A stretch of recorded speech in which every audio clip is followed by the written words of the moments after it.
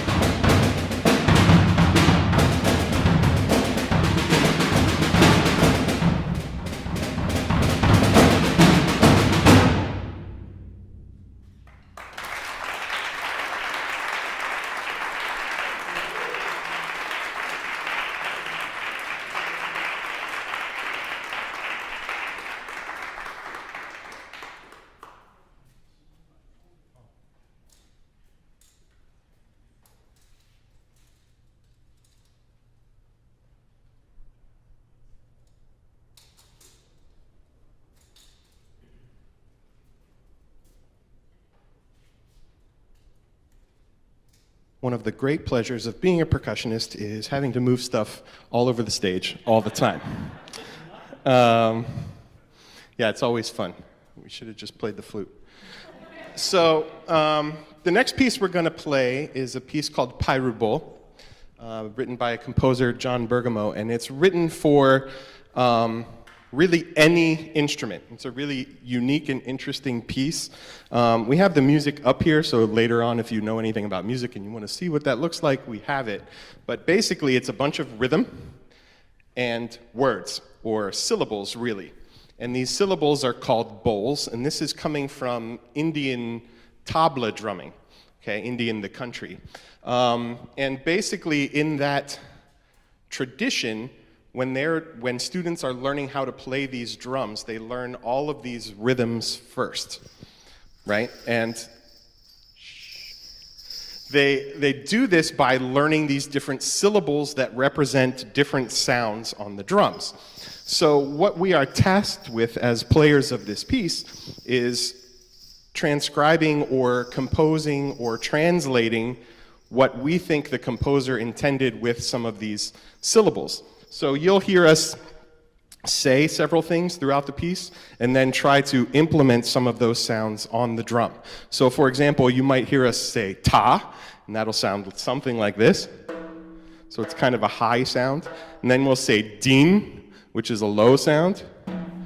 And then we have some faster sounds. Ta-ki-ta would sound like this. So you'll hear us playing these things throughout the piece. And for us, we have a real interest in world music and cultural drumming of different types. So we've kind of had an amalgamation of different things when we play this piece. So Gene, you'll see him throughout the piece. He's playing a tar, which is that little drum he has there, and a kanjira, which comes from India, and a bauran, which can be Irish or Arabic, depending. And he also has a cajon down here, which is a box from Peru. He has a hi-hat that he's going to play that's actually some Chinese cymbals. So we've got all kinds of different things. I'll be playing a djembe from Africa, as well as an Arabic tambourine called a rik that I will play, and an Arabic goblet drum called a doumbek. So this will be Pyrubol.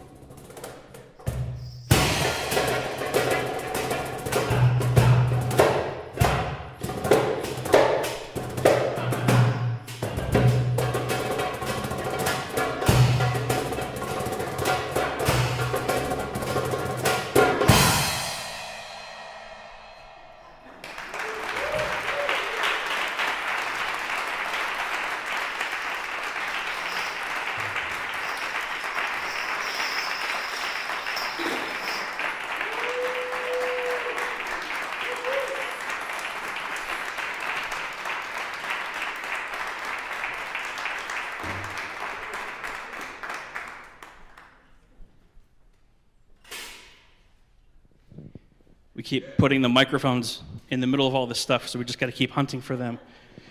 The last piece on the first half, before we take maybe 10, 15 minutes at the most just to sort of reset things, is a piece called Song and Dance. So it's two movements which are pretty connected. The first piece is this stuff over here on the table, and it features a bass drum rolling on the floor. No, I'm kidding. A drum roll, oh my God. So it features this instrument called a kalimba, and these instruments are popular in parts of Africa, in Zimbabwe especially, but they're basically little metal tines, and there's all sorts of different types of kalimbas. There's an instrument called an mbira, which is slightly different. It has bottle caps that buzz. So basically you pluck them, and they create different pitches. And you can get kalimbas in all sorts of keys, different pitches, and different scales. This one is just 2 octaves G major.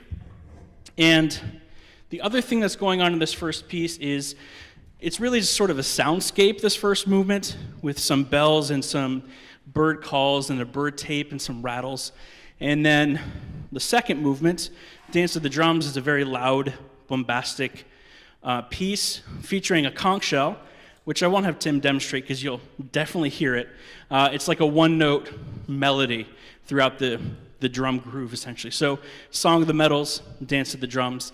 And this piece really was meant to go with another really long piece called And So the Wind Blew, which features 40 sets of wind chimes, and it's like a 25-minute thing, and that with this is this long sort of half a program epic thing. But this piece is really nice on its own as well. So thanks again for coming. After this piece, we'll have a short break while we reset, 4 other completely different pieces. So thanks again.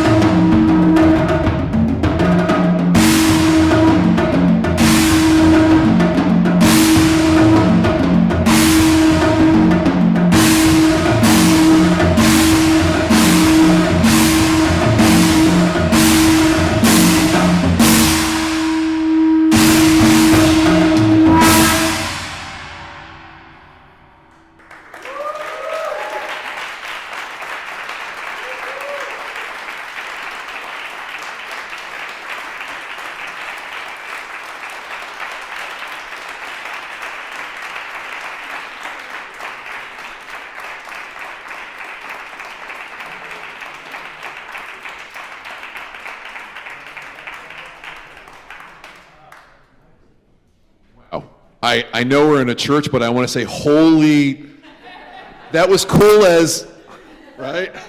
So, wow, like, spend the next 10 minutes, like, texting your friends about this thing that's going on. And if they live within 10 minutes of this church, they should be here. So we'll see you in 10.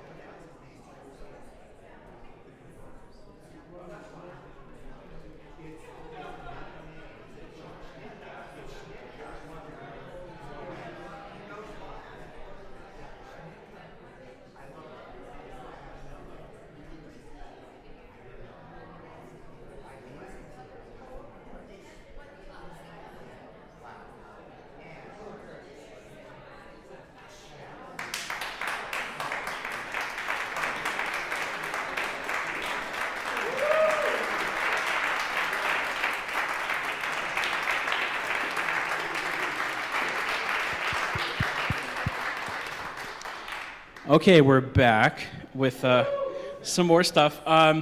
This next piece is a brand new piece we just started playing maybe a year ago at the most.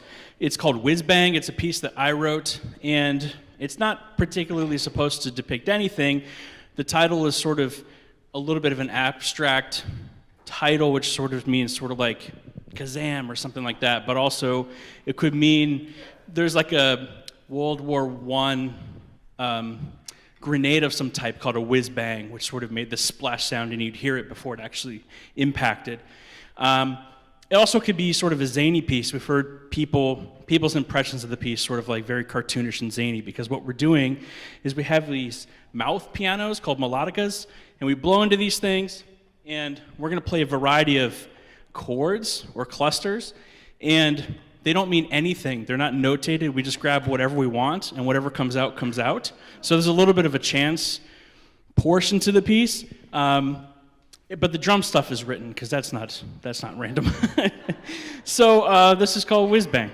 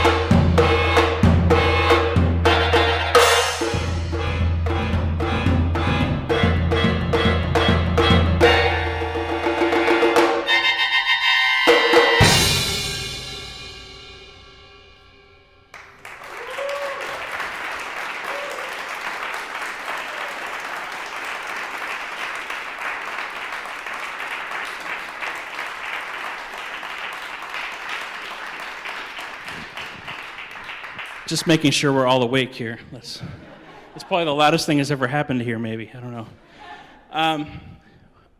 So the next piece we're going to play is called Sammy's Scales. It's sort of a silly title.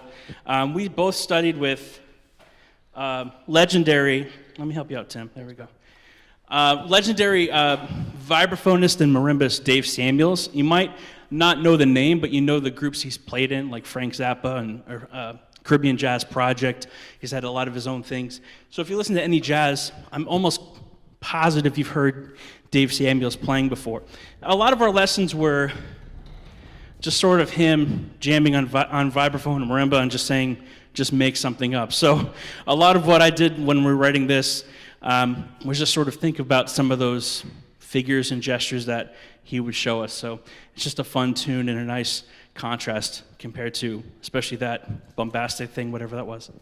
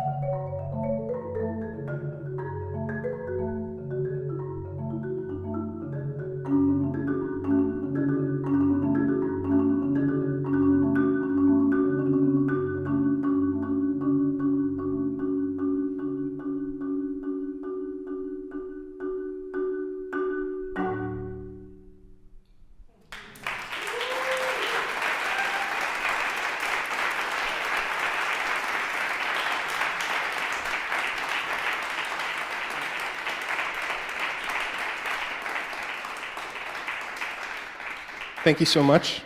One thing we always like to say about our programs is that if you don't like this song, hopefully you like the next one, right? Because they're all so wildly different when we play these concerts.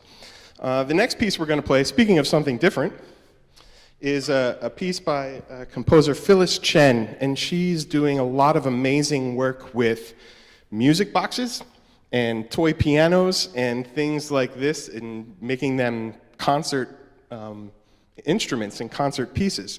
So this piece, Tone Grove, is written for music boxes as well as a backing track. And so the music box is literally like a cranked music box. So you can see the crank on the side. And then there are papers that one can buy that you punch holes in, and those holes are the notes that are then played on the music box.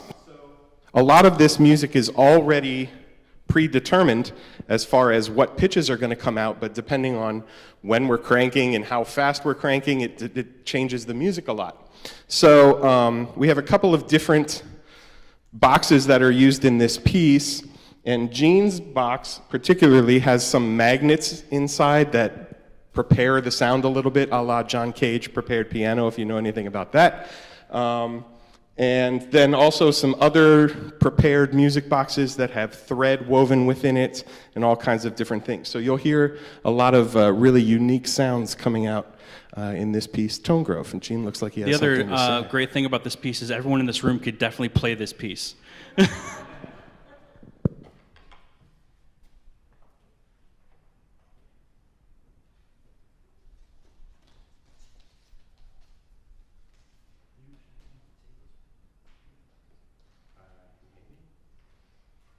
I'm not sure he mentioned, but everything that's going to happen on the tape, Phyllis created from music boxes or music box sounds. So everything you hear that's going to be noise or music, whatever you distinguish that, it's all going to be from some kind of music box.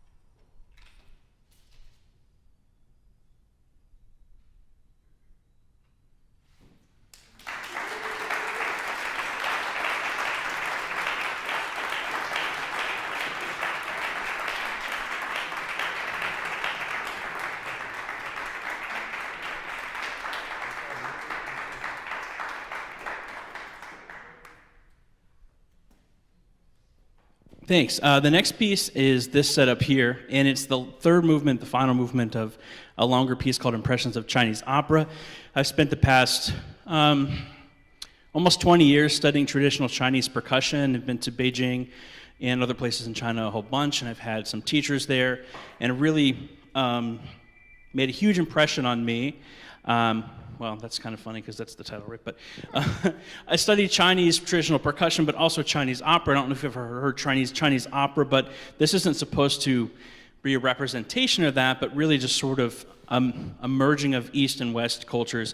Usually when we play this and we have our full get-up of instruments, it's all Chinese drums and things, but we're using some substitute items today. But this piece represents martial arts, which is one of the pillars in Chinese opera, and you'll see that quite obviously through some of the visual things and musically as well. The cymbals and the crotales here on the snare drums represent swords interlocking and fighting, and there's a lot of similar drum information as well.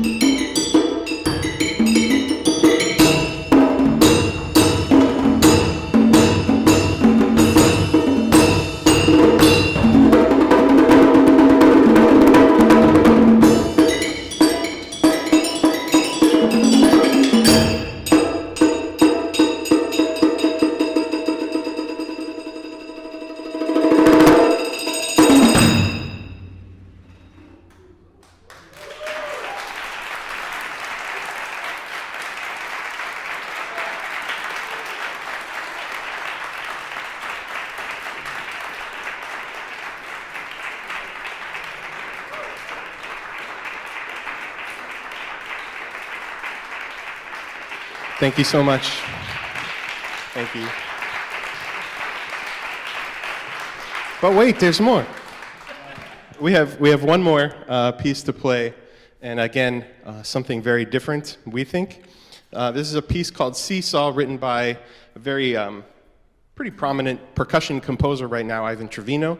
And this piece is written for guitar, but as a percussion instrument. So we'll both be playing the guitar, much like most of the things you've seen where we're both on opposite sides of the instrument, using chopsticks. And there's all kinds of different techniques used, playing harmonics, all of this different stuff on a guitar. So this, once Gene gets this tuned, is Seesaw by Ivan Trevino, and basically the closest we'll ever get to playing Wonderwall. But we'll try. Thanks to everyone for coming. I know it's beautiful weather outside, so thank you for coming out and enjoying live music.